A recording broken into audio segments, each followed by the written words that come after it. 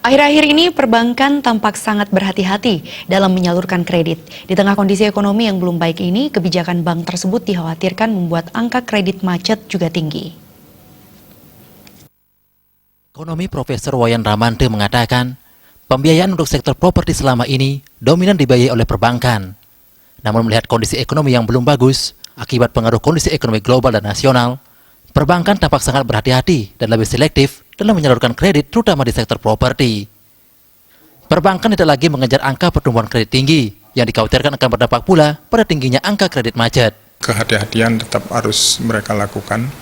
Karena apa? Karena sebetulnya pertumbuhan ekonomi kita belum berjalan secara baik,